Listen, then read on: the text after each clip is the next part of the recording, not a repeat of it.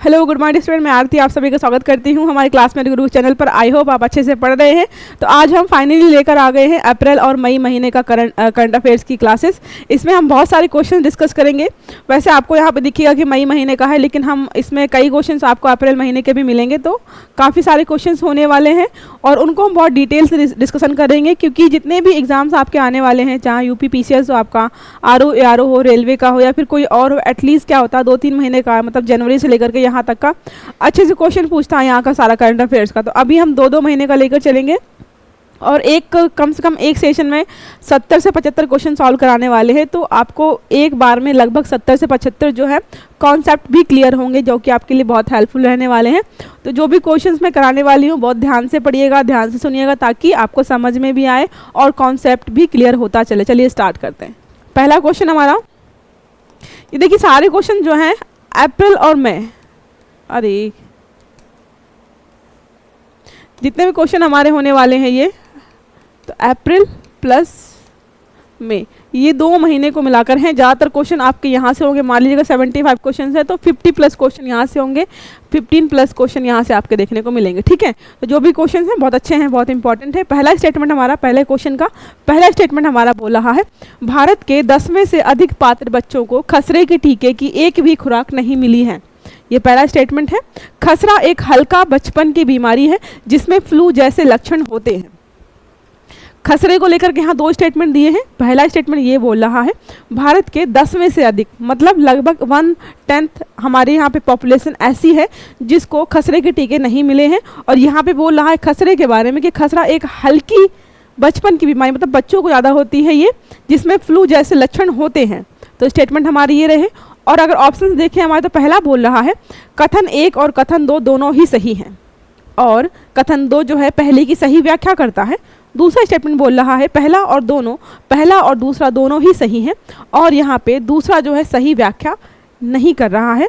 फिर है कथन 1 सही है लेकिन दूसरा वाला गलत है। चौथा हमारा ऑप्शन बोल रहा है कथन फर्स्ट नंबर गलत है और सेकंड नंबर सही है।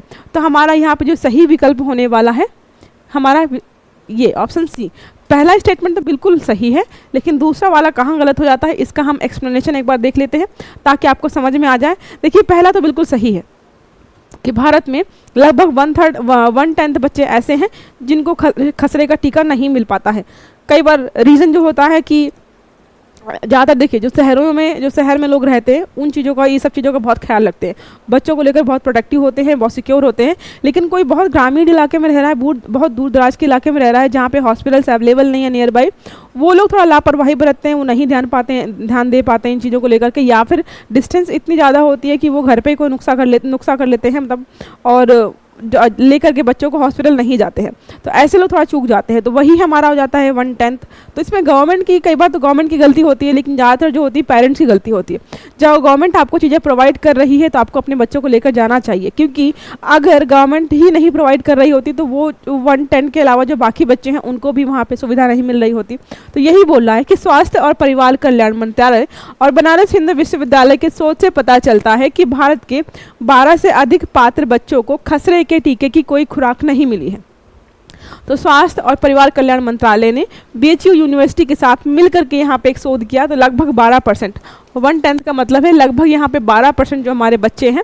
अभी कुछ इलेक्शंस वगैरह हुए हैं, उसमें मैंने बताया था आपको कि हुआ क्या है, जैसे इलेक्शंस में बहुत सारे मुद्दों पर चर्चा की गई है, लेकिन बच्चों को लेकर के यहाँ पे कोई भी चर्चा नहीं की गई। जो स्टूडेंट्स हैं, जो अंडर 18 हैं, उनको लेकर के कोई बड़ा मुद्दा नहीं आया है, कोई बड़ा डिस्कशन नहीं हुआ है। तो इस बारे में बहुत सारे आर्टिकल छपे भी थे कि भाई, मतलब ठीक है, अगर वो अंडर 18 है और आज आपका वोट बैंक नहीं है, लेकिन कल को आपको वोट देने वाले हैं ना, तो आपको उनकी शिक्षा के लिए, उनकी सुविधाओं को लेकर के बात करनी चाहिए। और आपको मैंने बताया था यहाँ पे कि लगभग हमारे भारत की जो आबादी है उसका 30% जो है वो बच्चे हैं, और बच्चों को लेकर यहाँ पर कोई भी डिस्कशन नहीं किया गया है। तो यहाँ तक समझ में आ गया, जो देश भर में टीकाकरण कवरेज में एक चिंताजनक अंतर को उजागर करते हैं। मतलब 12% बच्चों को टीका ही नहीं मिला है, कल को ये बीमार होते हैं जाकर के, तो इतना % जो है बजट खर्च करना पड़ेगा इनके बीमारी को ठीक करने के लिए। देखिए, गवर्नमेंट कभी भी नहीं चाहती है कि कोई बीमार पड़े, क्योंकि गवर्नमेंट बहुत सारे हॉस्पिटल्स वगैरह बनवाती है, खर्च करती है हेल्थ को लेकर के। अगर लोग ऐसे बीमार पड़ते रहेंगे तो गवर्नमेंट का बजट जो हिल जाता है, वहाँ पे ना बहुत खर्च हो जाता है। तो उन चीज़ों को मैनेज करने के लिए दूसरा स्टेटमेंट हमारा गलत क्यों है, तो यहाँ पे बोल रहा है कोई मामूली बचपन की बीमारी नहीं है, जैसे स्टेटमेंट में लिखा था कि बहुत मामूली सी बचपन की बीमारी जिसमें बुखार वगैरह आता है। ये एक तीव्र वायरल श्वसन संक्रमण है जिसकी विशेषता तेज बुखार होता है, खांसी होते हैं, बॉडी पे दाने निकलते हैं, आपके अन्य लक्षण भी होते हैं, ना कि केवल फ्लू जैसे। अगर इसका इलाज ना किया जाए तो गंभीर जटिलताएं पैदा कर सकता है। कई बार जो होता है ग्रामीण इलाकों में अगर कोई बच्चा ऐसा है जिसको खसरा हो गया है, उसकी इम्यूनिटी वीक है, तो उस बच्चे की डेथ होने की संभावनाएं भी रहती हैं। तो ये हमारा पहला क्वेश्चन हो गया। दूसरा क्वेश्चन हमारा ये रहा, राष्ट्रीय कानूनी सेवा प्राधिकरण नालसा, जिसको नालसा बोलते हैं शॉर्ट फॉर्म में, के संदर्भ में निम्नलिखित कथनों पर विचार कीजिए। नालसा के बारे में है, देखिए हम 75 क्वेश्चन सॉल्व करेंगे। पहला हमारा ये रहा, नालसा के बारे में हमें थोड़ी जानकारी, मतलब पूरी नहीं मिल सकती है लेकिन थोड़ी जानकारी तो यहाँ पर मिल ही जाएगी नालसा के बारे में। तो पहला स्टेटमेंट दिया है, भारत के मुख्य न्यायाधीश नालसा के पदेन संरक्षक होते हैं, मतलब जो मुख्य न्यायाधीश होते हैं हमारे वहाँ पे इंक्लूड होते हैं। नालसा के निर्णय को किसी भी न्यायालय में चुनौती नहीं दी जा सकती है। कभी भी इतना एब्सोल्यूट कोई स्टेटमेंट दिया होना कि नहीं होता है, बिल्कुल हो जाता है, तो ऐसे स्टेटमेंट ज़्यादातर आपके गलत ही होते हैं, ये आप याद रखिएगा, ठीक है। जब बिल्कुल नेगेटिव हो जाए कि नहीं ऐसा बिल्कुल होता ही नहीं है, जिद पे अड़ जाए मतलब स्टेटमेंट, तो आप उसको मान के चलिएगा कि ये गलत है, क्योंकि बहुत कम चांसेस होते हैं कि ऐसा कुछ होता है। तो हमारा जो सही है, सिर्फ पहला स्टेटमेंट सही है कि हाँ हमारे मुख्य न्यायाधीश जो हैं नालसा के पदेन संरक्षक होते हैं, वहाँ पे कुछ चीज़ें संरक्षक के रूप में वहाँ पे काम करते हैं। देखिए लिखा हुआ है, भारत के मुख्य न्यायाधीश नालसा के पदेन संरक्षक के रूप में कार्य करते हैं, मुफ्त कानूनी सेवाएं प्रदान करने और सभी के लिए न्याय को बढ़ावा देने के लिए इसकी पहल की देखरेख और समर्थन करते हैं। नालसा जो है, नालसा क्या करता है, नालसा का मुख्य काम ये है कि जैसे ग्रामीण इलाकों में है या कोई गरीब तबका, गरीब परिवार है, हमारे यहाँ पे पता है आपको कानूनी सहायता, मतलब वकील हायर करना, कोर्ट केस लड़ना थोड़ा बहुत कॉस्टली होता है। तो जो लोग ये चीज़ नहीं कर सकते हैं, उनको किसी केस को लड़ने के लिए उनके पास पैसा नहीं है, वकील हायर नहीं कर सकते हैं, तो जो है मुफ्त मतलब कानूनी सुविधाएं प्रोवाइड करने का जो काम होता है वो नालसा का होता है, ताकि ऐसा कुछ मतलब हमारे यहाँ इक्वलिटी को लेकर चलते हैं कि सभी हमारे यहाँ पर बराबर हैं, सबको बराबरी का मौका मिल रहा है। तो अगर कोई व्यक्ति गरीब है तो इसका मतलब है क्या, वो कानूनी सहायता लेने के लिए वहाँ पे एलिजिबल नहीं है, तो उसको एलिजिबल बनाने के लिए, बराबरी का दर्जा देने के लिए नालसा जो है उन लोगों को हेल्प करता है। दूसरा स्टेटमेंट क्यों गलत है यहाँ पे, किसी भी कानूनी प्राधिकरण, कोई भी ट्रिब्यूनल हो, ना कि केवल नालसा है, एनजीटी हो, कोई भी ट्रिब्यूनल होता है तो उसको लेकर यहाँ पे स्टेटमेंट दिया गया है। ये बिल्कुल स्टेटमेंट याद रखिएगा कि किसी भी कानूनी प्राधिकरण की तरह नालसा के फैसले कानूनी ढांचे में जांच और संतुलन की व्यवस्था सुनिश्चित करते हुए उचित अदालतों में समीक्षा या चुनौती के लिए अधीन होते हैं। तो किसी भी ट्रिब्यूनल ने कोई भी डिसीजन दिया हो, कई बार होता है कि कोई एक टाइम लिमिट होती है कि आपको इतने दिन के अंदर वहाँ पे सुप्रीम कोर्ट में या हाई कोर्ट में अपील करनी होगी, अदरवाइज ये जो है डिसीजन दिया गया वो परमानेंट हो जाएगा। लेकिन ज़्यादातर जो भी हमारे ट्रिब्यूनल्स होते हैं, कोई भी डिसीजन देते हैं तो आप उसको चैलेंज कर सकते हो, और कई ट्रिब्यूनल्स ऐसे हैं जो अपने डिसीजन को रिव्यू भी कर सकते हैं। ये सारी चीज़ें मैंने आपको एनजीटी के बारे में बताया है कि अगर नेचुरल जो हमारा एनजीटी हमारा है, अगर कोई भी डिसीजन देता है, अगर आप सेटिस्फाइड नहीं हो तो विद इन 90 डेज आप जाकर के सुप्रीम कोर्ट या हाई कोर्ट में जाकर के सुप्रीम कोर्ट में अपील कर सकते हो। अगर 90 डेज के अंदर आपने नहीं किया तो वो फिर जो भी डिसीजन दिया गया वो परमानेंट ही माना जाएगा। और एनजीटी को लेकर ये भी है कि अगर उन्होंने कोई डिसीजन दिया है, आपको लगता है कि डिसीजन ठीक नहीं है, तो आप उनको रिव्यू के लिए भेज सकते हो, तो अपना डिसीजन वो रिव्यू भी कर सकते हैं, ठीक है। ये हमारा हो गया एनजीटी के बारे में। नेक्स्ट क्वेश्चन है, भारत में राष्ट्रीय आपदा प्रबंधन प्राधिकरण, जो भी आपदाएं वगैरह आती हैं उनको लेकर के है, निम्नलिखित कथनों पर विचार कीजिए। पहला स्टेटमेंट है, एनडीएमए आपदा प्रबंधन के लिए नीतियां, योजनाएं, दिशा निर्देश तैयार करने के लिए जिम्मेदार है। जितनी भी आपदाओं को लेकर के नीतियां होती हैं, योजनाएं होती हैं, उन सबको तैयार करने का काम किसका है, एनडीएमए का है, ठीक है। दूसरा स्टेटमेंट है, प्रधानमंत्री एनडीएमए के अध्यक्ष होते हैं। दूसरा बोल रहा है कि प्रधानमंत्री इस के अध्यक्ष होते हैं। एनडीएमए के पास प्राकृतिक आपदाओं के दौरान वित्तीय आपातकाल की स्थिति घोषित करने का अधिकार होता है। वित्तीय आपातकाल, प्राकृतिक आपदाओं के दौरान, तो आपको अगर आपने पढ़ा है वित्तीय आपातकाल हो, कोई भी आपातकाल हो हमारे यहाँ पे कौन घोषित कर सकता है, तो वो सिर्फ और सिर्फ हमारे राष्ट्रपति घोषणा कर सकते हैं। इसलिए हमारा तीसरा वाला स्टेटमेंट बिल्कुल भी गलत रहता है। तो वित्तीय आपातकाल की घोषणा भी राष्ट्रपति जी के द्वारा की जाती है। कौन से आर्टिकल में है वित्तीय आपात की घोषणा, ये आप मुझे कमेंट करके बताइएगा, ठीक है। बाकी दोनों स्टेटमेंट हमारे सही हैं, तो उत्तर हमारा हो जाएगा विकल्प बी, 1 और 2 दोनों ही स्टेटमेंट हमारे यहाँ पे सही हैं, ठीक है। चलते हैं यहाँ पर, देखिए एक्सप्लेनेशन क्या है। राष्ट्रीय आपदा प्रबंधन प्राधिकरण जो है भारत में आपदा प्रबंधन की नीतियों, योजनाओं और दिशा निर्देशों को तैयार करता है। मतलब जितनी भी चीज़ें होती हैं, योजनाएं वगैरह बनाना, कहाँ पे क्या चीज़ें कैसे चलेंगी, सब यहाँ पे यही करता है। भारत के प्रधानमंत्री देश की आपदा प्रतिक्रिया और प्रबंधन रणनीतियों की देखरेख करते हुए राष्ट्रीय आपदा प्रबंधन प्राधिकरण को नेतृत्व और मार्गदर्शन प्रदान करते हैं।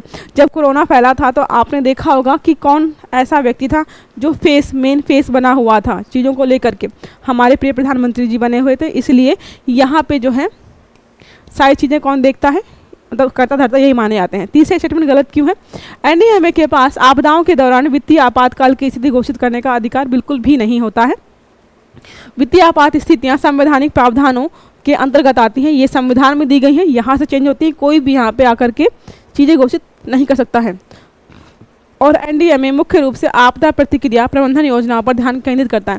एनडीएमए का मुख्य काम यही है कि कहीं पर आपदा आ रही है तो उनको कैसे मैनेज करना है, उनको लेकर क्या योजनाएं बनानी है, क्या नीतियां बनानी है, बस इतना काम है। बाकी क्या होगा, क्या कैसे करना है, ये सारा अलग से होता है। ठीक है, नेक्स्ट क्वेश्चन हमारा है, राष्ट्रीय जांच एजेंसी के संदर्भ में निम्नलिखित कथनों पर विचार कीजिए। नेशनल इन्वेस्टिगेशन एजेंसी जो हमारी है उसके बारे में स्टेटमेंट दिए हैं यहाँ पे। पहला हमारा है, एनआईए के पास बिना वारंट के संदिग्धों को गिरफ्तार करने और हिरासत में लेने का अधिकार है। अगर एनआईए चाहे तो बिना वारंट के संदिग्ध को गिरफ्तार भी कर सकता है और हिरासत में भी ले सकता है। दूसरा है, एनआईए स्वतंत्र रूप से काम करती है और मामलों की जांच के लिए राज्य सरकारों से पूर्व सहमति की आवश्यकता नहीं होती है। तो क्या आपको लगता है कि कोई इन्वेस्टिगेशन एजेंसी है ऐसी है जो कि बिना किसी मतलब किसी राज्य में काम कर रही हो और वहाँ पे उनसे मदद ना ले या उनका सपोर्ट ना, उनकी परमिशन ना ले? ऐसा बिल्कुल भी नहीं होता है। आप कहीं पे भी काम करेंगे वहाँ की स्टेट गवर्नमेंट से आपको परमिशन लेनी पड़ेगी। इसलिए दूसरा स्टेटमेंट हमारा बिल्कुल ही गलत हो जाता है। तो हमारा सही उत्तर होगा केवल एक। तो पहला है, एनआईए के पास बिना वारंट के संदिग्धों को गिरफ्तार करने और हिरासत में लेने का अधिकार है, बिल्कुल सही है। ये दूसरा गलत है, देखिए यहाँ पे लिखा होगा। एनआईए जो ये भी एक टिकट ट्रिब्यूनल है को विशिष्ट परिस्थितियों में बिना वारंट के संदिग्धों को गिरफ्तार करने और हिरासत में लेने का अधिकार है, जिससे राष्ट्रीय सुरक्षा और संबंधित अपराधों के खतरों की जांच और समाधान में त्वरित कार्रवाई की सुविधा मिलती है। आपको लग रहा होगा भाई ऐसा कैसे है, मतलब बिना वारंट के किसी को गिरफ्तार कैसे कर रहे हो? ऐसा हो सकता है कि कोई व्यक्ति जो है बहुत बड़े लेवल पे कुछ करने वाला हो, कहीं बम विस्फोट करने वाला हो, कोई बहुत बड़ा प्लान कर रहा हो। आप जब तक वारंट लेने जाएंगे, परमिशन लेंगे, चीज़ें वहाँ पे सेटल करेंगे, तब तक चीज़ें आपके हाथ से निकल सकती हैं। तो चीज़ें ऐसी ना हो, इसलिए कोशिश की जाती है कि अगर कभी भी कुछ किसी व्यक्ति पर संदेह होता है तो आप उसको गिरफ्तार कर लीजिए, जांच कर लीजिए। अगर ठीक निकलती है तो ठीक है, अदरवाइज अगर किसी गलत व्यक्ति को पकड़ा जाता है तो उसको छोड़ भी दिया जाता है। ठीक है, इसलिए यहाँ पे लिखा हुआ है। दूसरा गलत क्यों है? उसने बोला था कि स्टेट गवर्नमेंट से परमिशन लिए बिना आप वहाँ पे कुछ भी कर सकते हो, तो ये स्टेटमेंट गलत हो गया था। क्यों गलत है?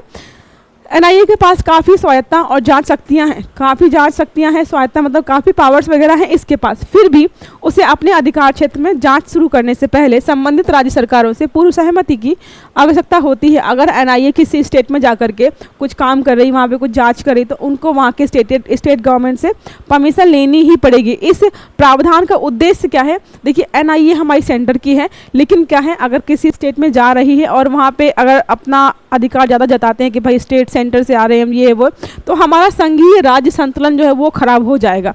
तो ये बना रहे एक तरीके से, राज्यों की जो संप्रभुता है, राज्यों की जो पावर है, उनको जो हमने चीज़ें दे रखी है वो बनी रहे। इसके लिए यहाँ पे क्या है, संतुलन बना रखने के लिए किया गया कि भाई आपको वहाँ पे क्या करना पड़ेगा, स्टेट गवर्नमेंट से परमिशन लेनी है, उसके बाद ही अपनी चीज़ों को कंटिन्यू करना है। ठीक है, तो यहाँ पे बैलेंस बनाने के लिए किया गया है। नेक्स्ट क्वेश्चन हमारा है, अंतर्राष्ट्रीय ऊर्जा एजेंसी, इंटरनेशनल एनर्जी एजेंसी जो है, भारत में शुद्ध शून्य लौह और इस्पात क्षेत्र के मानक शीर्ष वाली नीति संक्षिप्त पर का फोकस क्या है? अंतर्राष्ट्रीय ऊर्जा एजेंसी जो है वहाँ पे उन्होंने जारी की है एक रिपोर्ट टाइप की, भारत में शुद्ध शून्य लौह और इस्पात क्षेत्र के लिए मानक। वहाँ पे किसके बारे में है? आयरन और इस्पात को लेकर वहाँ पे चीज़ें जारी की हैं। तो वो है शीर्षक वाली नीति जो है, संक्षिप्त का फोकस क्या है, किस चीज़ को लेकर के फोकस करके यहाँ पे ये चीज़ छापी गई है? तो ऑप्शंस हमारे हैं, लौह एवं इस्पात क्षेत्र में नवीकरणीय ऊर्जा प्रौद्योगिकियों का कार्यान्वयन किया जाना चाहिए, ये था। कम और लगभग शून्य उत्सर्जन वाले स्टील के लिए मानकों का विकास, ऐसे स्टील आपको मतलब ऐसे स्टील बनाने हैं या ऐसे तरीके से स्टील बनाना है ताकि वहाँ पे उत्सर्जन जो है किसी चीज़ का भी वो शून्य हो। औद्योगिक अनुप्रयोगों में स्टील को बदलने के लिए वैकल्पिक सामग्रियों की खोज करनी है, बिल्कुल भी नहीं। लौह और इस्पात उद्योग में श्रमिक सुरक्षा उपायों में वृद्धि, इतनी छोटी सी चीज़ के लिए यहाँ पे इतनी बड़ी रिपोर्ट नहीं छापी जाएगी। तो हमारा जो स्टेटमेंट है सेकंड वाला सही है, जैसा कि क्वेश्चन में पूछा गया है शून्य उत्सर्जन, यहाँ पे शून्य उत्सर्जन का यूज़ किया गया, तो हमारा जो सेकंड ऑप्शन है वो बिल्कुल सही हो जाता है। देखिए लिखा है अंतर्राष्ट्रीय ऊर्जा एजेंसी द्वारा जारी नीति संक्षिप्त शीर्षक यहाँ पे दिया गया है। शीर्षक मतलब क्या है, एक तरीके से थीम यहाँ पे है भारत में शुद्ध शून्य लौह और इस्पात क्षेत्र के लिए मानक। ऐसे आपको मानक सेट करने हैं ताकि आप लोहा उत्पादन कर रहे हो या फिर इस्पात का उत्पादन कर रहे हो, वहाँ पे आप उत्सर्जन जो है जो जहरीली गैसों का है या फिर किसी भी चीज़ का है वो कम से कम हो, ताकि पॉल्यूशन जो है किसी भी प्रकार का कम हो पाए। पर्यावरणीय प्रभाव को कम करने और उद्योगों में स्थिरता बढ़ाने के लिए कम और लगभग शून्य उत्सर्जन वाले स्टील के मानक विकसित करने पर केंद्रित है। तो बोला जा रहा है कि आपको ऐसे स्टील बनाना चाहिए, कुछ ऐसी टेक्नोलॉजी लानी चाहिए ताकि वहाँ पर उत्सर्जन जो है कम से कम या शून्य कर पाएँ। ठीक है, नेक्स्ट क्वेश्चन हमारा है पृथ्वी के घूर्णन को प्रभावित करने वाली तीन प्रमुख भूभौतिकी प्रक्रियाएं क्या है। पृथ्वी जो घूर्णन करती है उसको प्रभावित करने वाली 3 चीज़ों के बारे में बताना है कि कौन कौन सी ऐसी चीज़ें हैं जो पृथ्वी के घूर्णन को डिस्टर्ब करती हैं या अफेक्ट कर सकती हैं। पहला ऑप्शन हमारा है सौर विकिरण। क्या सौर विकिरण हमारे पृथ्वी के घूर्णन को अफेक्ट करता है? चंद्र गुरुत्वाकर्षण, खिंचाव, वायुमंडलीय दाब में परिवर्तन। तो यहाँ पे सौर जो विकिरण है इससे घूर्णन में कोई फर्क नहीं पड़ता है, इसलिए गलत हो जाता है। और भी चीज़ें गलत हैं यहाँ पे। प्लेट टेक्टोनिक्स की वजह से यहाँ पे घूर्णन में डिस्टर्बेंस होता है। समुद्री धाराएं, वायुमंडलीय संचरण, परिसंचरण पैटर्न जो है उसकी वजह से। तीसरा स्टेटमेंट हमारा है पृथ्वी के चुंबकीय क्षेत्र में उतार चढ़ाव अगर होता है तो घूर्णन में डिफरेंस आता है। भूकंपीय गतिविधियाँ होती हैं तो क्या घूर्णन में कोई डिस्टर्बेंस आता है। ज्वालामुखी विस्फोट, देखिए घूर्णन जो है नॉर्मल हो रहा है, आप जो घूर्णन को अगर डिस्टर्ब कर सकते हो तो किसी बाहरी शक्ति के द्वारा। ज्वालामुखी, भूकंपीय गतिविधियाँ, पृथ्वी के चुंबकीय क्षेत्र में उतार चढ़ाव, ये सब आंतरिक हैं। ये अंदर से पृथ्वी में होगा कुछ तो वहाँ पे होगा, लेकिन ये हमारी पृथ्वी के घूर्णन को डिस्टर्ब नहीं कर पाएंगे। लेकिन चौथा ज्वारीय अपव्यय, ज्वार पता है आपको, ज्वार भाटा जो भी है चंद्रमा और पृथ्वी के गुरुत्वाकर्षण के की वजह से आता है। ठीक है, पृथ्वी के कोर में परिवर्तन, अगर पृथ्वी के कोर में परिवर्तन हो जाए तो सारी चीज़ें डिस्टर्ब हो जाएंगी। हिम नदों का पिघलना यहाँ पे, तो सही ऑप्शन हमारा होने वाला है डी। देखिए यहाँ पे पृथ्वी के घूर्णन को प्रभावित करने वाले 3 प्रमुख भूभौतिकीय प्रक्रियाएं ज्वारीय अपव्यय हैं। ज्वार वगैरह आते हैं, ज्वार भाटा, जो समुद्र के पानी और समुद्र के तल के बीच के घर्षण के परिणाम स्वरूप होता है। आप 70 देख मान लीजिए पृथ्वी में क्या है 70% तक पानी है। ठीक है, अब सब चीज़ें बैलेंस है तो पृथ्वी नॉर्मल अपना घूर्णन कर रही है। यहाँ वाला पानी उतर के सारा इधर आ जाए तो क्या होगा, थोड़ा सा घूर्णन डिस्टर्ब हो जाएगा, क्योंकि जहाँ पे वेट ज़्यादा पड़ेगा, भार ज़्यादा होगा, कुछ चीज़ें चेंज हो जाएंगी जिसकी वजह से यहाँ पे आपको घूर्णन में डिस्टर्बेंस मिलेगा। समुद्र तल के बीच घर्षण वगैरह होगा। पृथ्वी के कोर में अगर परिवर्तन हो जाए, आपको पता होगा यहाँ पे क्रस्ट, मेंटल और कोर, ये 3 चीज़ें होती हैं। बोला जाता है कि कोर जो है वो सॉलिड स्टेट में है, तो बोले अगर कोर में कुछ परिवर्तन होता है पृथ्वी की तो आपको यहाँ पे पृथ्वी के घूर्णन में चीज़ें देखने को मिलेंगी परिवर्तन। स्पिन गतिशीलता को प्रभावित करना, हिमनदों का पिघलना जो पानी के द्रव्यमान को पुनर्वितरित करता है, ग्रह के आकार को बदल देता है। जो हिमनद यहाँ पे जमे हुए हैं जिसकी वजह से पृथ्वी का आकार एकदम सेट है, सब कुछ सेट है कि हाँ वहाँ पे इतना वेट है, वहाँ पे उतना घनत्व है, वो चीज़ें डिस्टर्ब हो जाएंगी जिसकी वजह से क्या है, मान लीजिए कोई बॉल एक ऐसी है, ठीक है, एक बॉल ऐसी है, नॉर्मल आपको इसको लुढ़काएंगे तो आराम से चली जाएगी। अगर इसका शेप चेंज हो जाए, कुछ ऐसा हो जाए, तो आपको पता है इसका घूर्णन या मतलब यहाँ से यहाँ का मूव करने का तरीका भी थोड़ा बदल जाएगा। तो यही बोला जा रहा है कि जब सब चीज़ें सेट है यहाँ पे कि कहाँ पे समुद्र होगा, कहाँ पे हिमनदी होंगे, मतलब चीज़ें कहाँ पे कैसी होंगी, अगर वो चेंज हो जाती हैं तो जाहिर सी बात है पृथ्वी का घूर्णन भी वहाँ पे बदल जाएगा। ठीक है, क्वेश्चन नेक्स्ट है 2023 के लिए इसरो द्वारा जारी भारतीय अंतरिक्ष स्थिति आकलन रिपोर्ट का मुख्य उद्देश्य क्या है। क्वेश्चन फिर से पढ़ती हूँ। 2023 के लिए इसरो द्वारा इसरो ने जारी किया है भारतीय अंतरिक्ष स्थिति आकलन, भारत के अंतरिक्ष में स्थिति का आकलन करना है। का मुख्य उद्देश्य क्या है, हमने ये रिपोर्ट क्यों जारी की है, हम क्यों आकलन कर रहे हैं कि अंतरिक्ष में हमारी क्या स्थिति है, अंतरिक्ष में जो मिशन भेजे जा रहे हैं उनको लेकर के हमारी क्या स्थिति है। तो पहला स्टेटमेंट हमारा है वैश्विक अंतरिक्ष अन्वेषण प्रवृत्तियों का विश्लेषण करना। वैश्विक अंतरिक्ष अन्वेषण मतलब वैश्विक तौर पर अलग अलग कंट्रियाँ जो हैं वो कैसे अन्वेषण कर रही हैं, कैसे चीज़ें कर रही हैं, उसको हमें देखना है। दूसरा है इसरो की अंतरिक्ष संपत्तियों के लिए जोखिम का आकलन करना। इसरो अंतरिक्ष में कभी जाएगा तो उसको कितना जोखिम है, कितनी क्या चीज़ें हैं, कैसे मैनेज कर पाएगा, इसको आकलन करना है। अंतरिक्ष प्रौद्योगिकियों में भारत की प्रगति का मूल्यांकन करना, अंतरिक्ष प्रौद्योगिकी में देखना है कि भारत की प्रगति कैसे क्या होने वाली है, इसका आकलन करना है। भविष्य के उपग्रह प्रक्षेपणों की भविष्यवाणी करना, तो हमारा जो सही ऑप्शन है वो है बी। सारे आंसर यहीं लिखे हुए हैं। कल सेकंड पार्ट में कोशिश करेंगे कि आंसर यहाँ पे ना लिखे रहें, क्योंकि फिर मतलब नहीं है ना क्वेश्चन सॉल्व करने का, आंसर सारे यहीं पे लिखे हुए हैं। तो हमारा जो स्टेटमेंट सही है वो है बी नंबर। देखो क्वेश्चन क्या बोल रहा था, भारतीय अंतरिक्ष स्थिति आकलन रिपोर्ट, भारत की अंतरिक्ष में स्थिति आकलन रिपोर्ट। अब हमारी अंतरिक्ष में कैसी स्थिति है ये डिपेंड करता है कि इसरो की स्थिति कैसी है या DRDO की स्थिति कैसी है। जैसे उनकी स्थिति होगी हमारी अंतरिक्ष में वैसी स्थिति होने वाली है, क्योंकि हमारा सारा काम जो है अंतरिक्ष को लेकर हो या किसी भी चीज़ को लेकर हो, किसी नई चीज़ को खोजने को लेकर हो, ये सारा इन दोनों पर ही निर्भर करता है। मतलब हालांकि दोनों ही गवर्नमेंट की एक तरीके से संस्थान है, लेकिन अपने आप में प्राइवेट संस्थानों से भी बहुत अच्छा काम कर रही हैं। यही मात्र 2 गवर्नमेंट संस्थान ऐसी हैं जो कि बिल्कुल ईमानदारी से काम करती हैं, वहाँ पे कोई घोटाला कोई चीज़ आपको वैसी देखने को नहीं मिलेंगी। इसी की वजह से आज हम इतने अच्छे लेवल पे खड़े हुए हैं। तो स्टेटमेंट सही है बी हमारा, इसरो की अंतरिक्ष संपत्तियों के लिए जोखिम का आकलन करना। हम जान पाएँ कि भाई इसरो के पास कितनी परिसंपत्तियाँ हैं, कितनी चीज़ें कैसी हैं, और कल को अगर हम इसरो को बढ़ाना चाहते हैं आगे या स्पेस में हम और ग्रो करना चाहते हैं तो डिपेंड करता है कि इसरो कौन सी कंडीशन पर स्टैंड करता है। ठीक है, देखिए लिखा है इसरो द्वारा जारी 2023 के लिए भारतीय अंतरिक्ष स्थिति आकलन रिपोर्ट का मुख्य उद्देश्य क्या है, अंतरिक्ष पर्यावरण और अंतरिक्ष वस्तु आबादी में रुझानों का विश्लेषण करके उपग्रहों सहित दूसरे इसरो की अंतरिक्ष संपत्तियों के लिए उत्पन्न संभावित जोखिमों का मूल्यांकन करना। मतलब क्या है, हमें देखना है कि अंतरिक्ष में पर्यावरण कैसा चल रहा है, अंतरिक्ष की वस्तु की आबादी कैसी है, उसके बाद हमें देखेंगे कि हमारे यहाँ पे कैसी हमारी कंडीशन होने वाली है या इसरो की होने वाली है। नेक्स्ट क्वेश्चन हमारा बोल रहा है विदेशी अंशदान अधिनियम, विदेशी अंशदान या विनियमन अधिनियम 2010 FCRA के कार्यान्वयन की देखरेख के लिए कौन सा मंत्रालय नोडल प्राधिकरण है।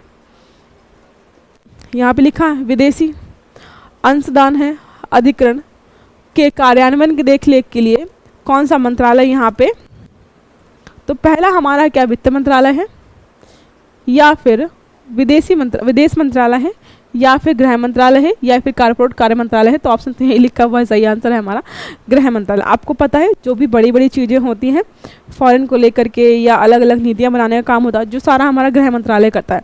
विदेश मंत्रालय का हमारा काम क्या है, विदेश मंत्रालय का हमारा सीधा जो काम होता है वो अलग अलग कंट्रीज़ के साथ हमारे रिलेशनशिप को मेनटेन करने का काम है, कि हमारे रिश्ते जो हैं अच्छे बने रहे अलग कंट्रीज़ के साथ, वो सारी चीज़ें वहाँ पर मैनेज करता है।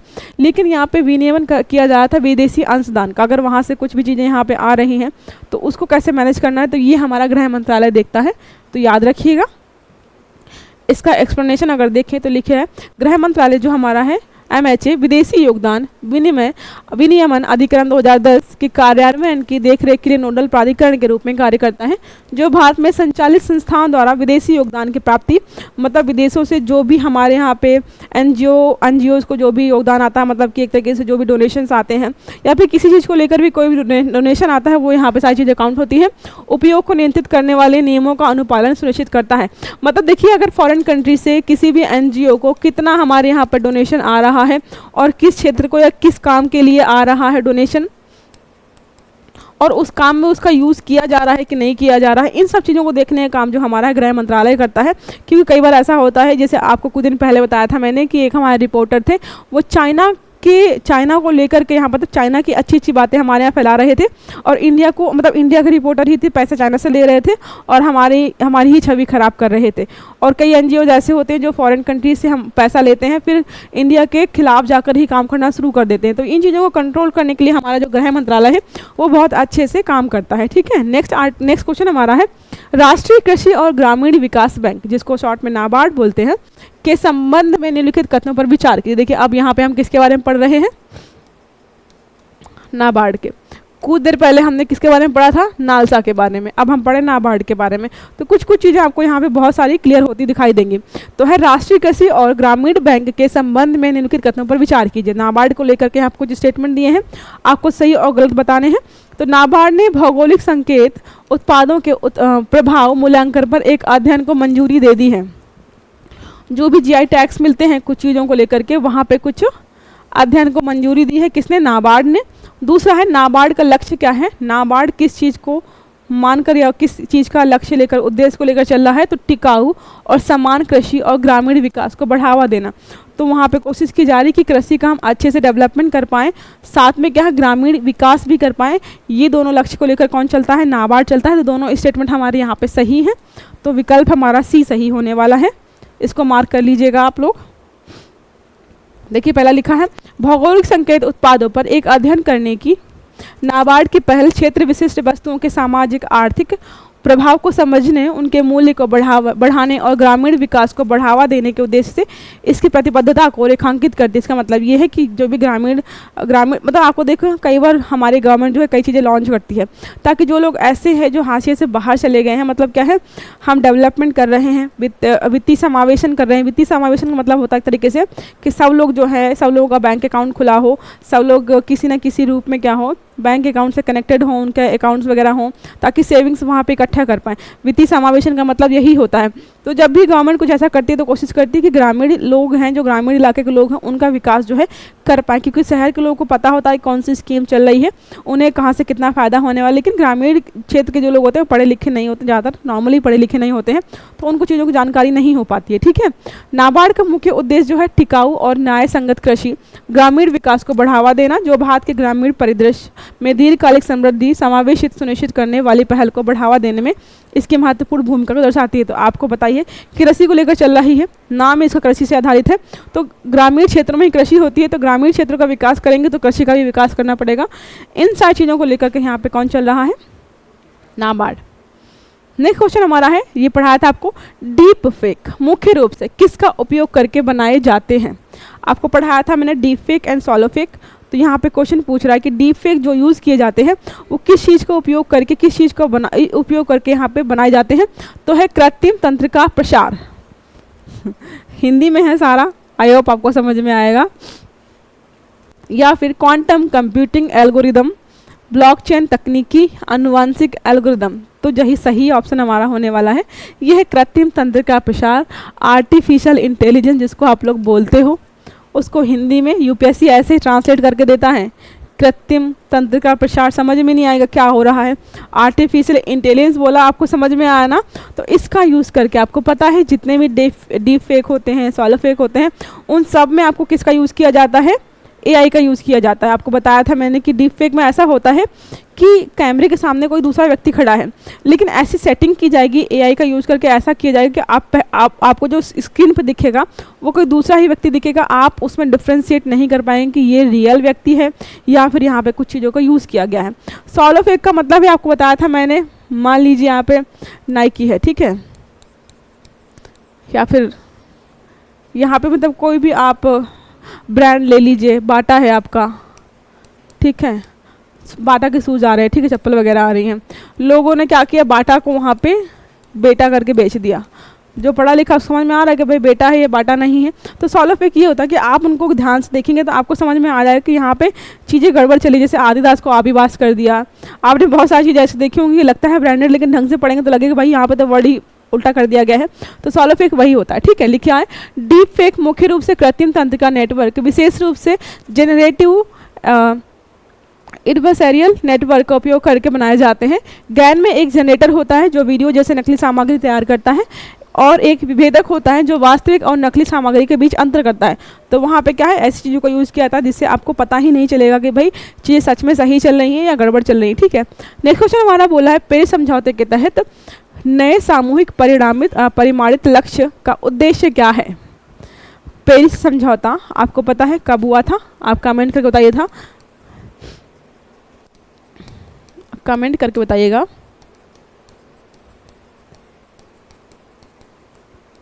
पेरिस समझौता कब हुआ था, ठीक है। क्वेश्चन है, पेरिस समझौते के तहत जो किया गया था, एक नए सामूहिक परिमाणित लक्ष्य का उद्देश्य क्या है? सामूहिक रूप से उन्होंने एक नया लक्ष्य रखा है, परिणाम उसका अलग से सेट किया है, मतलब कि उन्होंने नया मोटिव सेट किया है, नया गोल बनाया है, उसके बारे में पूछ रहा है। तो ऑप्शन हमारे 2030 तक ग्रीन हाउस गैस उत्सर्जन को कम करने का लक्ष्य निर्धारित किया गया है।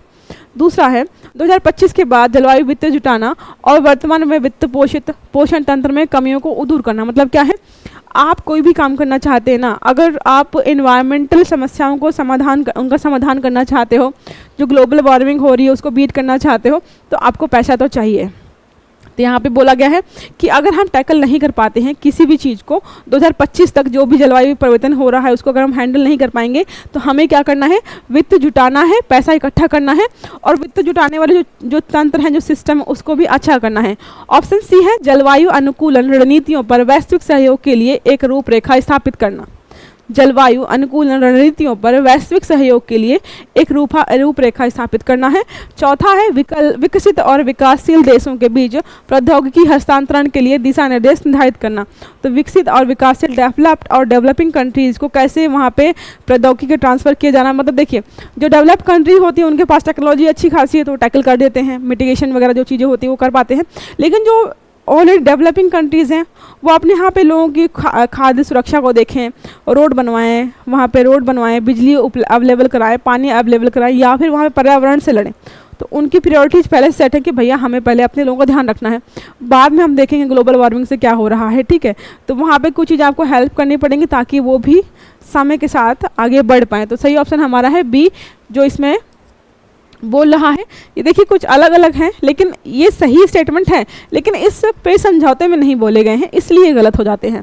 तो 2025 के बाद जो है जलवायु परिवर्तन से लड़ने के लिए हमें जो वित्त जुटाना है, तो उसमें भी जो फाइनेंशियल इंस्टीट्यूशन जो भी काम कर रहे हैं उनको हमें बेटर करना है और अच्छे तरीके से करना है। ठीक है, देखिए लिखा है पेरिस समझौते के तहत नए सामूहिक परिणामित लक्ष्य का लक्ष्य मौजूदा वित्त पोषण प्रणालियों के कमियों को दूर करते हुए 2025 से आगे जलवायु वित्त जुटाना है। 2025 के बाद आपको क्या करना है, पैसे जुटाने हैं। इसका उद्देश्य क्या है, जलवायु आवश्यकताओं के अनुरूप लक्ष्य स्थापित करना। जैसी आपकी आवश्यकताएं होने वाली है आपको वैसे ही अपना क्या करना है, टारगेट सेट करना है ताकि आप उसको पूरा कर पाओ।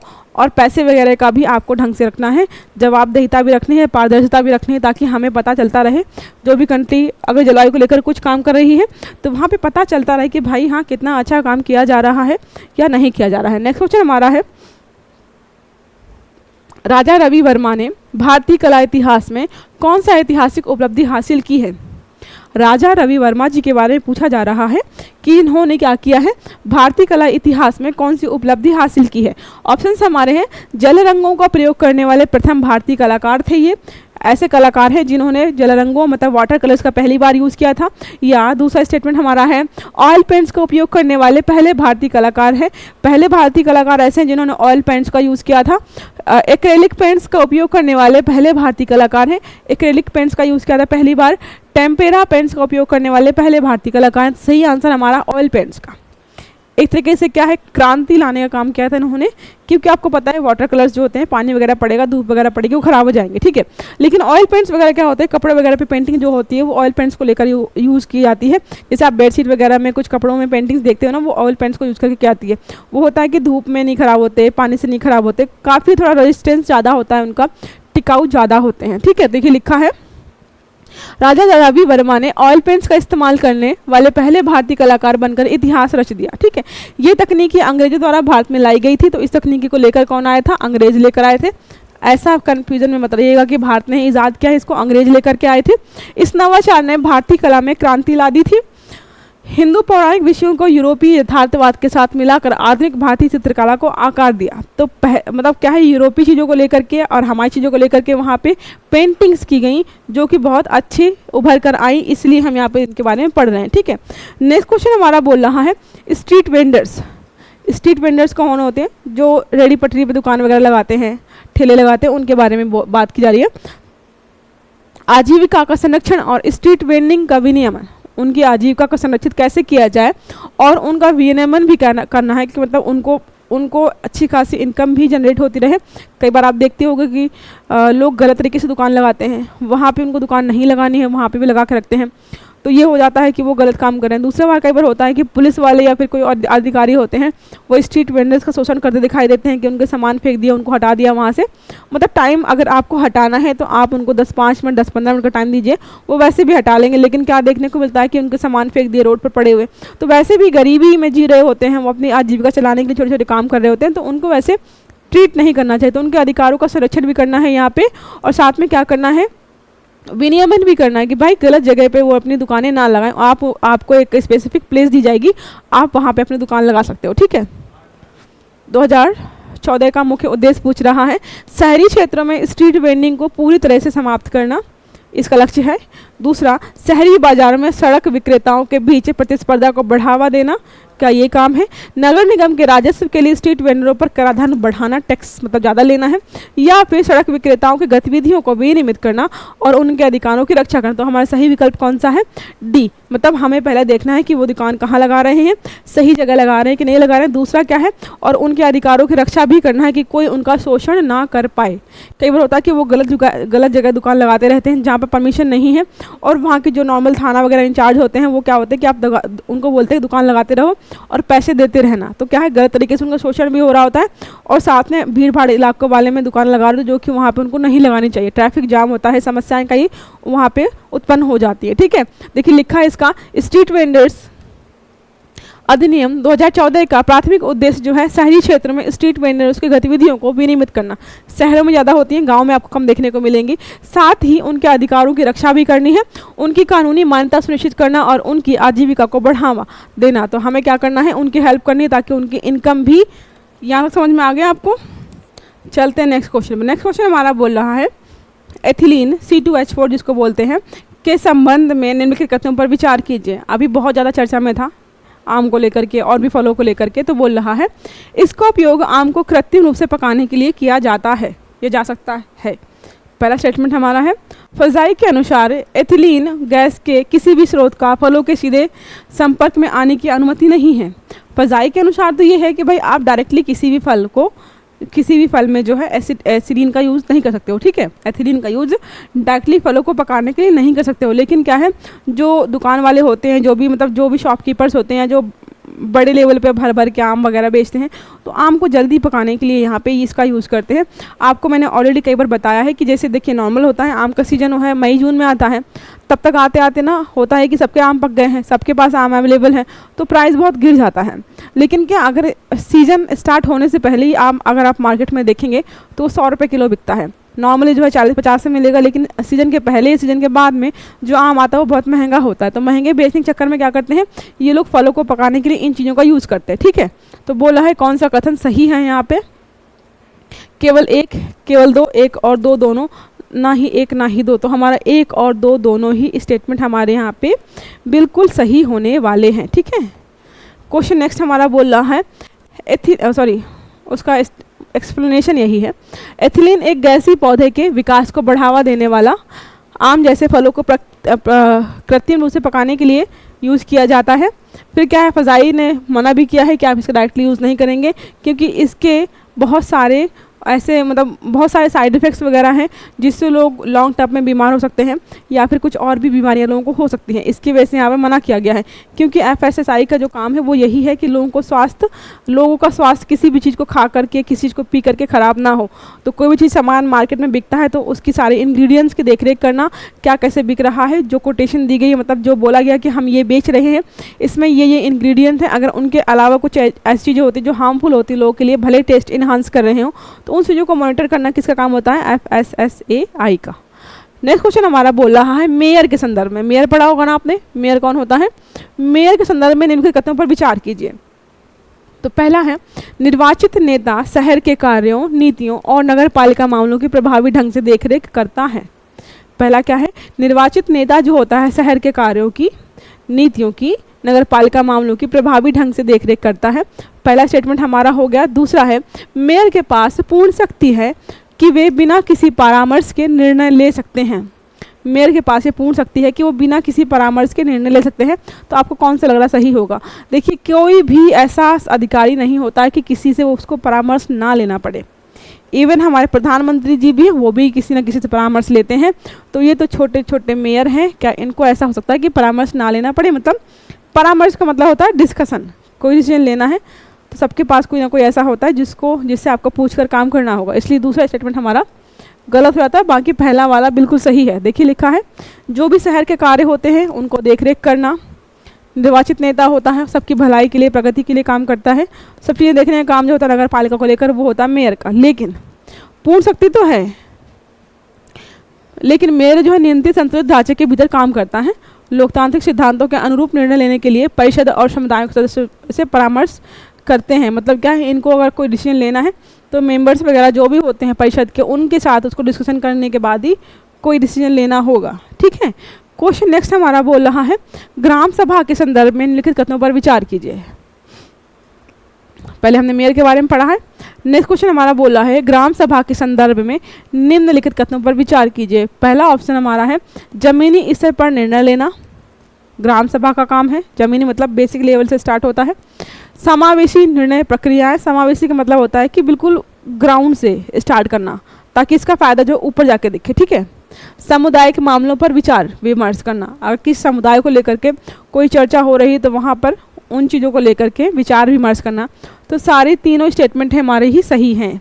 ग्राम सभा के बारे में जो 3 स्टेटमेंट दिए हैं तीनों बिल्कुल सही हैं। यहाँ पे पहला देखिए, जमीनी स्तर पर निर्णय लेना जो है, ग्राम सभा स्थानीय समुदायों को उनके विकास के बारे में महत्वपूर्ण निर्णय लेने की अनुमति देकर सशक्त बनाती है। ये सुनिश्चित करती है कि शासन जमीनी स्तर पर शुरू हो, सुनिश्चित करता है कि शासन जो है बेसिक लेवल से स्टार्ट हो। समावेशी निर्णय प्रक्रियाएं जो होती हैं, ऐसी निर्णय प्रक्रिया होती है जिसमें जो है सबकी भलाई को देखा जाए, किसी को नेग्लेक्ट न किया जाए। ठीक है। सामुदायिक मामलों पर विचार विमर्श होता है। आपको पता है जैसे ग्रामीण इलाकों में क्या होता है, ग्राम सभा बैठती है, पंचायत बैठती है, वो डिस्कस करती है कि यार इस मोहल्ले टोले में ये समस्या हो गई है, इनकी लड़की भाग गई है तो क्या करना है, उनके लड़के ने ये काम कर दिया है। तो ये सब चीज़ों का डिस्कशन कहाँ होता है आपका? इसी में होता है, ग्राम सभा में होता है। तो बहुत बेसिक लेवल पे, बहुत बिल्कुल नेचुरल लेवल पे काम करती है ये, और वहीं से चीज़ें हमारी जो भी चीज़ें होती हैं वो स्टार्ट वहीं से होती हैं, और बड़े लेवल पर सुप्रीम कोर्ट, हाई कोर्ट आपको देखने को मिलती हैं। ठीक है। मामले जो होते हैं सब वही होते हैं। नेचर जो होता है किसी का हल्का होता है, किसी का बहुत ज़्यादा वैसा होता है। ठीक है। नेक्स्ट क्वेश्चन हमारा बोल रहा है, नगर पालिकाओं के संदर्भ में निम्नलिखित समितियों पर विचार कीजिए। नगर पालिकाओं को लेकर के कुछ समितियां बनाई गई हैं, उसको लेकर के यहाँ पे क्वेश्चन है। आपको पता है ग्राम सभा, ग्राम पंचायत, नगर पालिका, नगर परिषद, इनको लेकर के क्वेश्चंस आपके हमेशा, चाहे यूपीएससी हो, स्टेट पीएससी हो, वनडे एग्जाम्स हो, आपका हमेशा पूछता है। तो आपको इन टॉपिक्स को बहुत ध्यान से पढ़ना होता है, क्योंकि हमें होता है कि भाई टॉपिक बहुत आसान है, नो डाउट, बहुत टेक्निकल टर्म्स नहीं है, बहुत ऐसे सफिस्टिकेटेड चीज़ें नहीं हैं, बहुत आसान सी भाषा में लिखा हुआ है, लेकिन इतना आसान है ना कि आप हल्के में लेते हो और एग्ज़ाम हॉल में जाकर के कंफ्यूज हो जाते हो कि यार यही था, यहाँ था, मतलब पता होते हुए भी क्वेश्चन गलत हो जाते हैं। एक तो होता है ओवर कॉन्फिडेंस की वजह से कि आपको कॉन्फिडेंस ज़्यादा ही आ गया। दूसरा होता है कि लैक ऑफ द रिवीजन आपने ढंग से नहीं किया, जिसकी वजह से समस्या आपको ये हो जाती है। तो नगर पालिकाओं के बारे में पहला स्टेटमेंट जो लिया है, नगर पालिकाएँ स्थानीय सरकारी संरचनाओं के भीतर स्वशासन इकाइयों के रूप में प्रभावी ढंग से कार्य करती हैं। बिल्कुल सही है, स्थानीय सरकारी संरचनाओं के लिए ही इनको बनाया गया है। नगर पालिकाओं में सामुदायिक प्रशासनिक विशेष रूप से वित्तीय योगदान पर आधारित होता है। नगर पालिकाओं में जो सामुदायिक प्रशासन होता है, जो भी प्रशासन चलता है, वित्तीय योगदान पर काम करता है। जो जितना वहाँ पे फंड या मतलब वित्त योगदान प्रदान करेगा उसको वहाँ पे उतनी पावर्स मिलेंगी, क्या कुछ ऐसा होता है। सामुदायिक प्रशासन केंद्र के रूप में नगर पालिकाएं स्थानीय विकास और नगर सहभागिता को बढ़ावा देता है। तो हमारे सिर्फ और सिर्फ 2 स्टेटमेंट सही हैं। तीसरा स्टेटमेंट आप बताइए कौन सा गलत है? जहाँ तक जो मुझे लगा है वो भी स्टेटमेंट गलत होने वाला है, बिल्कुल गलत। देखिए स्टेटमेंट जो 2nd नंबर है वो गलत है। क्यों गलत है? कि वहाँ पे ऐसा बिल्कुल भी नहीं होता जो जितना पैसा देगा उसको उतने अधिकार मिलेंगे, ऐसा तो होता नहीं है। नगर पालिकाओं में जो सामुदायिक प्रशासन विशेष रूप से वित्तीय योगदान पर आधारित नहीं होता है। इसमें प्रभावी स्थानीय शासन के लिए विविध आवाज़ों, ज़रूरतों पर विचार करते हुए एक सहभागी दृष्टिकोण शामिल होता है। तो वहाँ पे लोगों के दृष्टिकोण शामिल होते हैं कि कौन क्या बोला, उसके आधार पर निर्णय लिए जाते हैं, ना कि कौन कितना पैसा दे रहा है। ठीक है, ये चीज़ें नहीं होती हैं। बाकी हमारे दोनों स्टेटमेंट 100% सही हैं। स्थानीय सरकार संरचनाओं, सेवाओं के प्रबंधन, नीतियों को लागू करना, ये सारा काम किसका होता है? नगर पालिका का होता है। केंद्र के रूप में है, सामुदायिक शासन के केंद्र के रूप में होता है, पूरे समुदाय का शासन चलाना होता है वहाँ पे छोटे छोटे जिलों में। ठीक है। क्वेश्चन नेक्स्ट हमारा है संथानम समिति। संथानम समिति आपने कई बार कई जगह पढ़ा होगा इसके बारे में। संथानम समिति के संदर्भ में निम्नलिखित कथनों पर विचार कीजिए। पुलिस प्रदर्शन में सुधार हेतु इस समिति का गठन किया गया था। पुलिस प्रदर्शन में सुधार हेतु कई बार पुलिस जो है लोगों को शोषण करती है, बिना वजह मारती है, बिना वजह प्रताड़ित करती है, तो उसका प्रदर्शन ठीक हो, लोगों की सुरक्षा के लिए बनाया गया है और उसको लोगों की सुरक्षा संरक्षण प्रदान करना चाहिए, ना कि शोषण करना चाहिए। इसके लिए क्या बनाया गया था, इसको मैं सिर्फ कनेक्ट कर रही हूँ, मैं बताऊँगी ऐसे आपको लगेगा सारा सही है, ठीक है। दूसरा है पारदर्शिता और अखंडता को बढ़ावा देने के लिए उपाय सुझाव गए हैं। पारदर्शिता हो और अखंडता को मेंटेन करने के लिए यहाँ पे बहुत सारे सुझाव दिए गए हैं। तीसरा हमारा है पुलिस से पब्लिक संबंध। पुलिस पब्लिक जो रिलेशंस होते हैं वो बहुत ख़राब होते हैं। सहयोग को मजबूत करने के लिए सामुदायिक पुलिसिंग की आवश्यकता पर बल दिया गया है।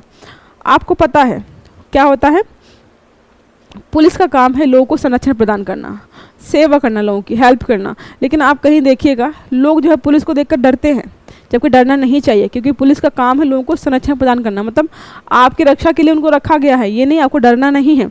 आप अपने घर पे किसी गार्ड को रखेंगे अगर, तो क्या आप उसे डरेंगे? बिल्कुल भी नहीं। आपको उसको बताना होगा, क्योंकि आपके अधिकार बनते हैं कि वो आपको सुरक्षा प्रदान करे। तो ये जो पुलिस और पब्लिक रिलेशनशिप है वो बहुत ख़राब होते हैं। लोग जो है गुंडा राज चलाते हैं, मतलब गुंडा बनकर घूमते हैं, लोग पुलिस वाले बन जाते हैं तो किसी को भी ठोक देते हैं, किसी को भी मार देते हैं। तो ये चीज़ें ना हो इसके लिए यहाँ पे संथानम समिति की सिफारिश की गई थी या गठन किया गया था। तो तीनों ही स्टेटमेंट सही हैं। हमारा विकल्प जो है सी सही है कि संथानम समिति का जो गठन है तीनों के लिए किया गया था। पुलिस प्रदर्शन में सुधार के लिए किया गया था। जो पुलिस जो है कानून को नहीं मानती, कई बार जो है अलग अलग ऐसी चीज़ें करती है जिसकी वजह से पुलिस की इमेज, छवि खराब होती है। लोगों की रक्षा के लिए रखा आता है, कई बार पैसे लेकर के या किसी और रीजन की वजह से लोगों का वहाँ पे शोषण करती दिखाई देती है। इन चीज़ों को मैनेज करने के लिए स्टार्ट किया गया था। पारदर्शिता हो और अखंडता। पारदर्शिता मतलब होता है कई बार जो पुलिस किसी को बिना वजह गिरफ्तार कर लेती है, उसको प्रताड़ित करती है। तो अगर आप किसी को गिरफ्तार कर रहे हो, किसी के नाम की एफआईआर की गई है, तो वहाँ पे पारदर्शिता हो कि भाई व्यक्ति ने सच में ऐसा कुछ किया है। अखंडता को बनाए रखने के लिए कि भाई आप ऐसी चीज़ें ना करो जिससे हमारा जो है हमारे देश की छवि खराब हो या हमारी अखंडता पर कोई भी बात आए। तीसरा है सामुदायिक पुलिसिंग पर जोर है। सामुदायिक पुलिसिंग संबंधों के महत्व को पहचानते हुए समिति ने विश्वास बनाने, सहयोग बढ़ाने, एक सुरक्षित और असुरक्षित समाज सुनिश्चित करने के लिए सामुदायिक पुलिसिंग की आवश्यकता पर जोर दिया है। विश्वास बढ़ाने, अगर 4 लोग यहाँ पे हैं, मतलब मान लीजिए एक कोई कॉर्पोरेट वर्ल्ड में काम करता है, ठीक है, और एक अध्यापक है, ठीक है, और मान लीजिए एक मजदूर है और एक पुलिस वाला है। अगर व्यक्तियों को ये बोला जाए कि आपको इनमें से किस पर विश्वास नहीं होगा, तो जाहिर सी बात है लोग पुलिस वालों पर भरोसा करना सही नहीं समझते हैं। पुलिस वालों की इमेज इतनी ख़राब है कि लोग भरोसा नहीं करते हैं उन पर। उनको लगता है भाई पुलिस वाला है। गुंडों बदमाशों के बीच में रहता है, अपराधियों के बीच में रहता है। इनकी मानसिकता जो भी अपराधियों वाली हो जाती है, बिल्कुल अभद्र भाषा का उपयोग करते हैं, हिंसा बहुत करते हैं, तो लोग इन पे भरोसा नहीं करते हैं। मतलब अगर ये ऑप्शन में दिया कि इनमें से किसके साथ जाना है, तो इनके साथ कोई नहीं जाना पसंद करेगा, ठीक है। तो ये जो उन्होंने इमेज ख़राब की है अपनी, उनकी इमेज को सुधारना है। पुलिस और पब्लिक की जो रिलेशंस हैं, लोग जो डर के भाग जाते हैं, बताना पसंद नहीं करते हैं, तो इस चीज़ को भी ठीक करना है कि भाई जिस काम के लिए आपको बनाया गया वो काम तो करो, ठीक है। इन चीज़ों के लिए यहाँ पे कौन सी समिति की स्थापना की गई थी, गठन किया गया था? संथानम समिति के। याद रखिएगा, संथानम समिति मतलब संथानम, थाना मारा है, थाना मतलब पुलिस वाले, थाना मतलब कहाँ होता है, पुलिस थाना कहाँ होता है, पुलिस वाले जहाँ होते हैं, और उसी से रिलेटेड क्या है, संथानम समिति, ऐसे याद रखिएगा, ठीक है। समझ में आ गया। नेक्स्ट क्वेश्चन हमारा है 19 नंबर क्वेश्चन बोल रहा है, राज्यपाल के संदर्भ में निम्नलिखित कथनों पर विचार कीजिए। राज्यपाल के बारे में है, यहाँ पे हम देखेंगे राज्यपाल के बारे में। आपको मैंने बताया था पहले ही, जितने टॉपिक्स पढ़ने वाले हैं हम बहुत इंपॉर्टेंट है आपके एग्जाम्स के हिसाब से, वही क्वेश्चन रखे गए हैं आज इस वाले सेशन में, जो कहीं ना कहीं चर्चा में रहे हैं उन्हीं को हम डिस्कस कर रहे हैं, ठीक है। ये केंद्र सरकार का प्रतिनिधित्व करता है, पहला स्टेटमेंट है। ये विधायी सत्र बुलाता है, दूसरा स्टेटमेंट है। ये राज्य प्रशासन की देखरेख करता है, तीसरा स्टेटमेंट हमारा है। तो तीनों ही स्टेटमेंट बिल्कुल सही हैं। इसको बोलते भी हैं, जो राज्यपाल होता है उनको कई बार बोला जाता है कि केंद्र का एजेंट है, केंद्र सरकार के एजेंट के रूप में काम करते हैं, तो रखा भी इनको उसी के लिए गया है। देखिए लिखा है, राज्यपाल राज्य और केंद्र सरकार के बीच एक कड़ी के रूप में काम करता है। जो सद्भाव और प्रभावी शासन बनाए रखने के लिए संचार और समन्वय सुनिश्चित करता है। तो सेंटर और स्टेट के रिलेशनशिप अच्छे बने रहें, इसको ये करने का काम किसका है? राज्यपाल का है, क्योंकि मुख्यमंत्री अपना स्टेट देखता है और जो सेंट्रल गवर्नमेंट होती है वो सेंटर वाला काम देखती है, लेकिन इन दोनों के बीच कनेक्शन कौन बना के रखेगा?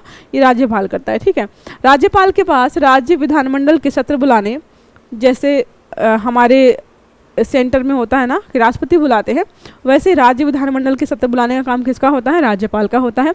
राज्यपाल औपचारिक प्रमुख के रूप में काम करता है। जैसे हमारे सेंटर में औपचारिक प्रमुख मतलब ऐसे ही दिखावे के प्रमुख जो होते हैं राष्ट्रपति होते हैं, वैसे ही हमारे स्टेट में कौन सा होता है? राज्यपाल होते हैं। समझ में आ गए राज्यपाल जी के बारे में। नेक्स्ट क्वेश्चन हमारा होने वाला है बाढ़ क्षेत्र जोनिंग का उद्देश्य।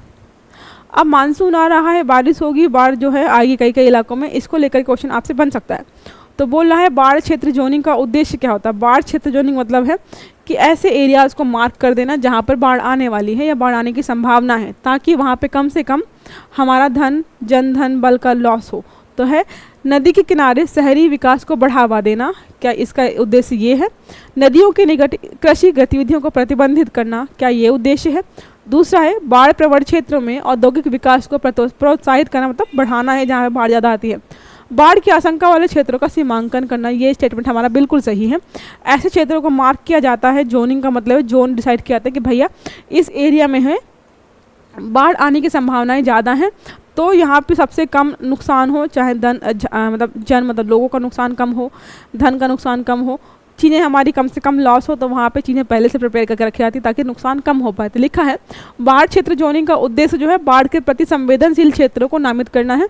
ऐसे क्षेत्र जो बहुत संवेदनशील हैं बाढ़ को लेकर के, बाढ़ से होने वाले नुकसान को कम करने के लिए अनुमेय विकास को चित्रित करना है। इसका उद्देश्य नदी के किनारे भूमि उपयोग को नियमित करना है, सुरक्षा सुनिश्चित करना और समुदायों और बुनियादी ढांचे के बाढ़ से उत्पन्न हो जोखिमों को कम करना है। तो कम से कम किसी भी क्षेत्र में हमारा नुकसान हो पाए, इन चीज़ों को लेकर के क्या बनाया जा रहा है? बाढ़ क्षेत्र जोनिंग की जाती है। अगर क्वेश्चन आता है तो गलत करके मत आइएगा, ठीक है। नेक्स्ट क्वेश्चन हमारा है जहाँ श्री माधव पेरुमल मंदिर स्थित है, ये मंदिर चर्चा में था अभी, इसलिए वह क्षेत्र किस राजवंश के अंतर्गत आता है? कई बार क्वेश्चन करंट से होता है, उसको रिलेट करके हमारा पुराने हिस्ट्री से पूछता है। तो वही क्वेश्चन यहाँ पे, ये मंदिर चर्चा में था तो क्वेश्चन पूछ रहा है जहाँ श्री माधव पेरुमल मंदिर स्थित है वह क्षेत्र किस राजवंश के अंतर्गत आता है? ऑप्शन हमारे हैं होयसल राजवंश, ये रटने वाला है, देखो इसमें कोई भी ट्रिक काम नहीं आएगी, कोई मैथ नहीं लगा सकते हो। पल्लव राजवंश है, चोल राजवंश या विजय, तो क्या है यहाँ पे? होयसाल वंश। होयसाल वंश के राजा थे यहाँ पे जिस समय ये मंदिर बनवाया गया था, ठीक है। देखिए लिखा है भवानी सागर बांध से जलमग्न श्री माधव पेरुमल मंदिर ने तमिलनाडु के कोंगू क्षेत्र को कर्नाटक और केरल से जोड़ने वाले 1000 वर्ष पुराने व्यापार मार्ग का खुलासा किया है। 1338 में वीरा सिद्ध केथया और धंधा नायका द्वारा निर्मित ये होयसला शासन के तहत थोंडेश्वर मुदियार भगवान शिव का सम्मान करता है। तो ये जो मंदिर है भगवान शिव को ऐसे कैसे भगवान शिव के लिए बनाया गया है, मतलब शिव को पूजा करके बनाया गया, ठीक है। तो ये सारा इसके मंदिर के बारे में रहा। तमिलनाडु और कर्नाटका के आसपास आपको देखने को मिलेगा, सॉरी केरला। क्वेश्चन हमारा नेक्स्ट पूछ रहा है 22 नंबर क्वेश्चन पर हैं। आज हम 25 क्वेश्चन सॉल्व करने वाले हैं। तो 22 क्वेश्चन है भारत में किस वित्तीय केंद्र ने हाल ही में पंजीकृत विदेशी पोर्टफोलियो निवेशक को पार्टिसिपेटरी नोट्स जारी करने की अनुमति दी है? क्वेश्चन फिर से पढ़ देती हूँ।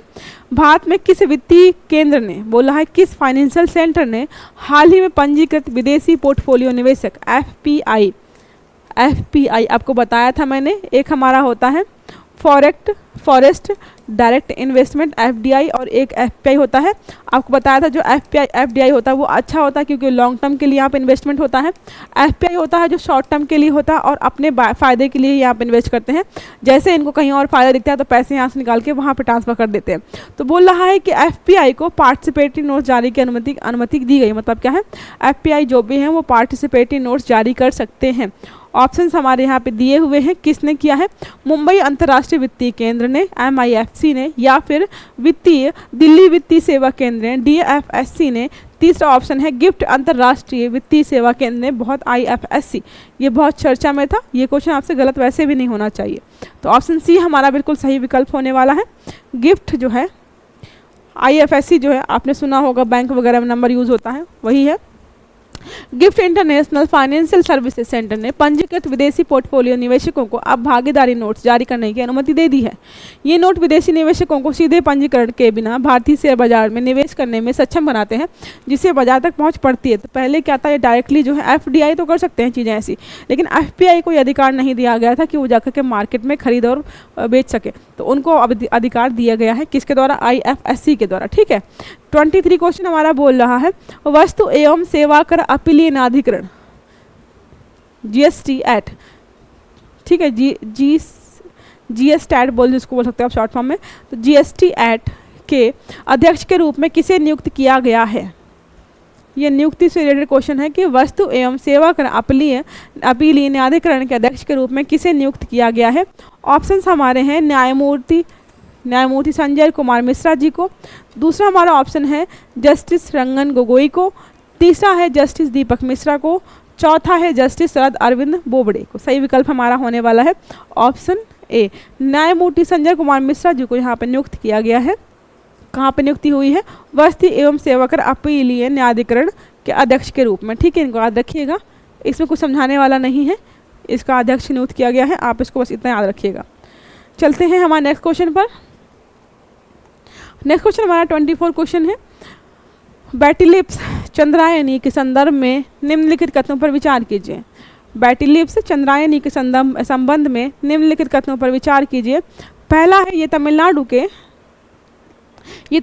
के दक्षिण पूर्वी तट से खोजी गई समुद्री टार्डिग्रेड की एक नई प्रजाति है। ये पढ़ाया था मैंने आपको ऑलरेडी। इसमें एक समलंबाकार आकार का सिर और तेज नोक वाली संवेदी रीढ़ वाली 4 जोड़ी जांघें होती हैं। टार्डिग्रेड मतलब होता है समुद्री भालू। समुद्री भालू के बारे में यहाँ बात हुई, तो यहाँ पर दोनों ही स्टेटमेंट बिल्कुल सही हैं हमारे। तो ऑप्शन सी हमारा सही होने वाला है। जो भी स्टेटमेंट यहाँ पे दिए हैं दोनों ही सही हैं। इसका एक्सप्लेनेशन अगर देखें, तमिलनाडु के दक्षिण पूर्वी तट पर एक नई समुद्री टार्डिग्रेड प्रजाति बैटिलिप्स चंद्रायनी पाई गई है। चंद्रयान 3 चंद्रमा मिशन के नाम पर रखा गया है क्योंकि वो बहुत सफल रहा था। ये भारत के वैज्ञानिक खोजों को जोड़ता है, इसके जल में जैव विविधता की समृद्धि को प्रदर्शित करता है। कहीं पर भी ये पाया जाता है तो पता चलता है कि वहाँ का जो पानी का जो इन्वायरमेंट है, जो अच्छा खासा लेवल है, क्योंकि वहीं पर देखने को मिलेंगे जहाँ का पानी का लेवल अच्छा है। बैटिलिप्स चंद्रायनी विशिष्ट विशेषताओं को प्रदर्शित करता है, जिसमें एक ट्रेपेजाइट आकार का सिर और तेज नुकीली संवेदी रीढ़ के साथ 4 जोड़ी LED शामिल होती हैं। ठीक है, इसकी खोज समुद्री जैव विविधता की हमारी समझ में योगदान देती है, जो टार्डिग्रेड्स की अनूठी विशेषताओं को उजागर करती है। तो आप बस याद रखिएगा, समुद्री भालू बोलते हैं इसको, उसी के बारे में यहाँ पे बात हो रही है। आज का हमारा लास्ट क्वेश्चन है, 25 नंबर क्वेश्चन है, भारत में कौन सा विधायी अधिनियम रेत को गौण खनिज के रूप में वर्गीकृत करता है? बोल रहा है भारत में कौन सा विधायी अधिनियम रेत को गौण खनिज के रूप में वर्गीकृत करता है, रेत को खनिज के रूप में मान्यता देता है? ऑप्शंस हमारे हैं खान और खनिज अधिनियम 1957, खान और खनिज है। पर्यावरण संरक्षण अधिनियम 1986, सी है वन संरक्षण अधिनियम 1980, डी है तटीय विनियमन क्षेत्र अधिसूचना 2019। जाहिर सी बात है, दिख रहा है खदानें हैं, खनिज है, और खनिज ही क्या होगा? तो ऑप्शन ए हमारा खान और खनिज अधिनियम 1957 ये हमारा सही विकल्प होने वाला है। तो लिखा है रेत को खान और खनिज अधिनियम 1957 के तहत एक लघु खनिज के रूप में वर्गीकृत किया गया है। ये विधायी अधिनियम अवैध खनन के नियंत्रित सहित लघु खनिजों के विनियमन को नियंत्रित करता है, जो भारत में राज्य सरकारों के अधिकार क्षेत्र में आता है। जो क्या कई बार देखने को मिलता है आपको कि क्या होता है कि बहुत ज़्यादा शोषण होता है, बहुत नदियों में बहुत रेत वेत निकालते हैं, वहाँ का नदी का एनवायरनमेंट ख़राब हो जाता है। इन चीज़ों को मैनेज करने के लिए रेगुलेटरी बॉडीज़ बनाई जाती हैं, ताकि भाई जितना आप के लिए एक लिमिट होती है ना कि हाँ आपको नदी से इतने ही रिसोर्सेस लेने हैं। और होता है कि नदी से बालू निकालने के बाद उनकी फिलिंग भी नहीं होती है, तो बाढ़ वाली चीज़ें आ जाती हैं। कई बार समस्याएं बहुत सारी आ रही हैं इसको लेकर के, तो उसी को लेकर के यहाँ पर चीज़ें अलग अलग टाइप की जा रही हैं। आई होप आपको यहाँ तक समझ में आ गया होगा। तो आज के लिए हम इतने ही क्वेश्चन रखते हैं, बाकी जो क्वेश्चंस वगैरह हैं हम नेक्स्ट सेशन में डिस्कस करेंगे, क्योंकि क्लास बहुत लंबी हो जाएगी। आप लोग 2-2.5 घंटे क्लास एक साथ देखना पसंद नहीं करेंगे, तो हम ऐसे ही कर रहे हैं। आज हम 1 घंटे पढ़ा रहे हैं, बाकी क्वेश्चन जो है हम अगली वाली क्लास में डिस्कस करेंगे। ठीक है दोस्तों, आज के लिए इतना रखते हैं। आई होप आपको सेशन अच्छा लगा होगा। क्लास अच्छी लगी तो लाइक करिएगा, चैनल को सब्सक्राइब करिएगा। आने वाले सारे वीडियोज आपको टाइम से मिलते हैं, इसके लिए बेल आइकन जरूर दबाइएगा। ये हमारा पहला पार्ट था। सेकंड पार्ट में आपको सारे रिमेनिंग क्वेश्चंस मिल जाएंगे, तो बिल्कुल रेडी रहिएगा। सेकंड पार्ट आपका कल आ जाएगा। ठीक है, चलिए अच्छे से पढ़ते रहिएगा, अपना ख्याल रखिएगा। Have a good day.